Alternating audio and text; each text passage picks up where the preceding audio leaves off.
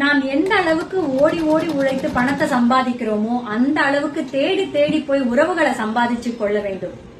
அந்த உறவுகள் நமக்காக மட்டும் நம்முடன் இருக்க வேண்டும். நம்முடைய பணத்துக்காக இல்ல, நம்முடைய மனத்துக்காக, நம்முடைய குணத்துக்காக இருக்கணும். பணம் இருந்தா யார் வேணாலும் வந்துருவாங்க சுபா, வாஸ்தவம். ஆனா அது நிலைக்குமா? நான் பார்த்திருக்கேன். ஆனா இனவே அப்படி சொன்னா கரெக்ட் தான். எப்படின்னா, ஒரு ஃபங்க்ஷன்ல எல்லாம் பாத்திருக்கேன். ரொம்ப பணம் காசு இருக்கிறவங்க வந்து அவங்கள சுத்தி ஒரு 4-5 பேர் ஓடி போவாங்க, போட்டோ எடுத்துப்பாங்க, உழுந்து உழுந்து பந்தியில கவனிப்பாங்க, கார் வரைக்கும் போய் வழி அனுப்புவாங்க. அதே மாதிரி அவங்க வீட்டுக்கு வராங்கன்னா வீடு தடபுடல ஆகும்.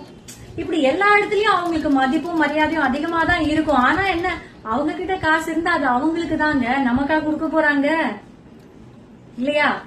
இல்ல சரி, நிறைய காசு இருக்கு, அதனால நான் வந்து 500 ரூபாய போட்டு ரசம் வைக்க முடியுமா, 1000 ரூபாய போட்டு பொரியல் வைக்க முடியுமா? எல்லாரும் அதே காய்கறியை போட்டு தானே செஞ்சாகணும் இல்லையா? எவ்வளவு பணம் காசு இருந்தாலும் உடம்பு சரியில்லைன்னா நம்மள என்னம்மா எப்படி இருக்க, ஒரு கஷாயம் வச்சு கொடுக்கட்டுமா அப்படின்னு கேக்குறதுக்கு உறவுகள் தானே வரும். சரி, பணம் கொடுத்தானா டாக்டர் வீட்டுக்கே வருவாரு, மெடிசின் வீட்டுக்கே வரும். அதுக்கெல்லாம் போன் பண்ணணும்ல, சொல்லணும்ல, அதுக்கு ஆள் வேணும்ல. ஏன்னா உடல்நிலை சரியில்லாத நிலைங்கிறது எப்படி வேணாலும் இருக்கலாம். எப்படி இருந்தாலும் பணம் வேணும் தான் இல்லன்னு சொல்லல. அதை விட முக்கியமாக நல்ல குணம் உள்ள உறவுகள் வேண்டும். சோ எந்த அளவுக்கு பணத்தை தேடுகிறோமோ அதே அளவுக்கு உறவுகளையும் தேடி செல்வோம், தக்க வைத்துக் கொள்வோம். சந்தோஷமாக